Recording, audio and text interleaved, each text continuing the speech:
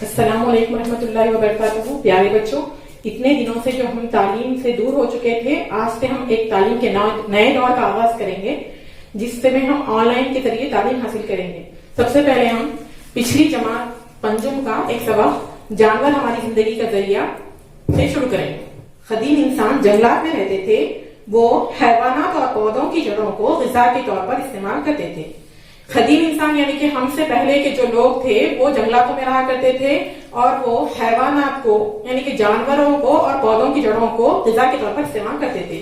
وہ اپنی غذا کے لیے جانوروں کو پالتے، انہیں اپنی حفاظت اور حمل و نقل کے لیے استعمال کرتے تھے.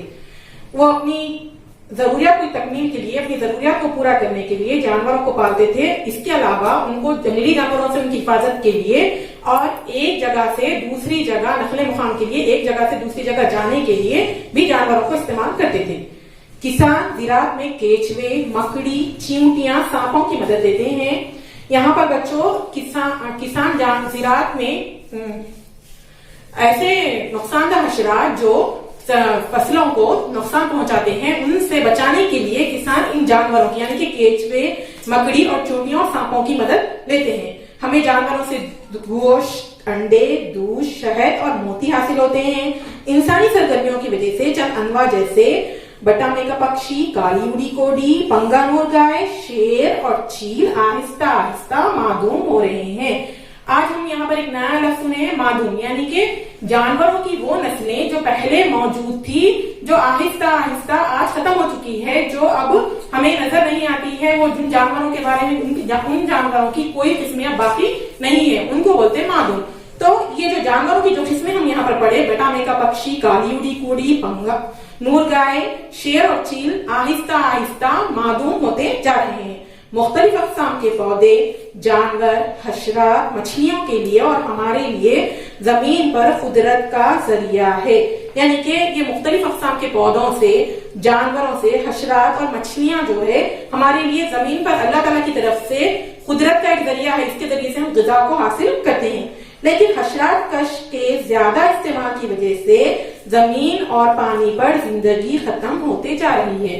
یہاں پر ایک نیا لفظ استعمال ہوا ہے، حشرات کش، یعنی کہ کسان فصلوں کو اچھی فصلیں حاصل کرنے کے لیے کسان مختلف اقسام کی ادویات کا جو فصلوں پر چھڑکاؤ کرتے ہیں انہیں کہتے ہیں حشرات کش ادویات. ان کا زیادہ استعمال جب ہو جاتا ہے تو ہمارے زمین پر موجود جو جانور جو ہے جو ہمارے لیے فائدہ مند ہے وہ آہستہ آہستہ ختم ہوتے جا رہے ہیں.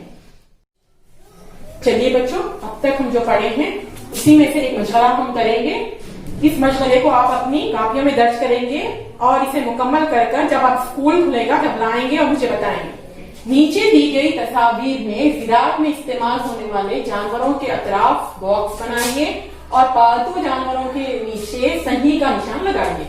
یہاں پر اس مشغلے میں آپ کو چند تصاویر دی گئی ہے. سب سے پہلے تصویر دی گئی ہے کتے کی. کتا ایک پالتو جانور ہے، اس لیے ہم اس کے سامنے اس کا نشان لگائیں گے، صحیح کا نشان لگائیں گے. بلی، اسی طریقے سے بھیڑ، گائے، گھوڑا، بیل اور بکری.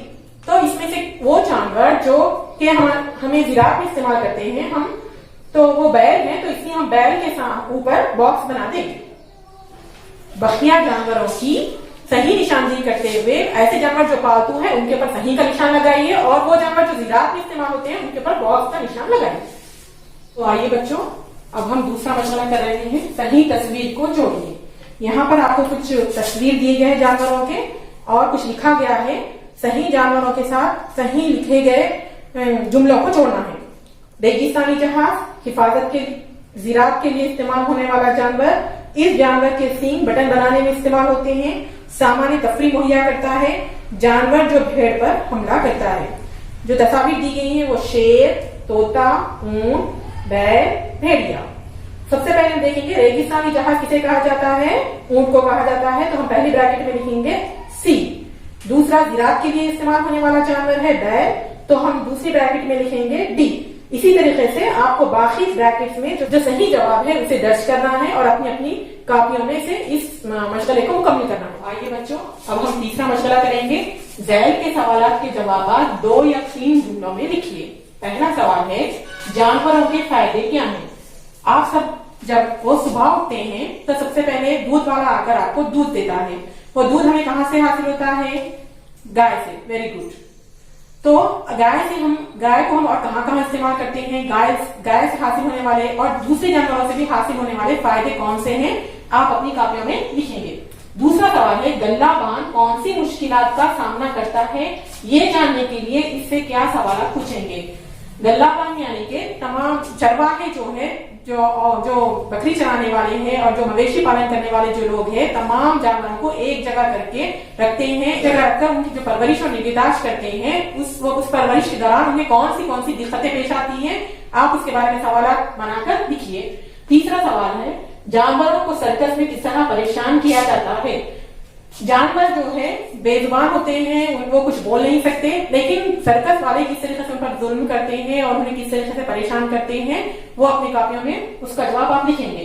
चौथा सवाल है, डेयरी फार्म के फायदे क्या है? डेयरी फार्म यानी कि वो जगह जहां पर दूध को बड़ी मकदार में महफूज किया जाता है और आराम तक पहुंचाया जाता है। तो डेयरी फार्म से हमें दूध हासिल कर क्या क्या फायदे हासिल होते हैं, उसके बारे में इस सवाल के जवाब आप लिखेंगे। जब स्कूल खुलेगा तब मैं आप लोगों के जवाब को चेक करूंगी और अपनी कापियों में बराए मेहरबानी लिखिए। इन तमाम मशगलात जो हम अभी करे हैं, इनको मुकम्मल कर अपनी कापियों में दर्ज कीजिए।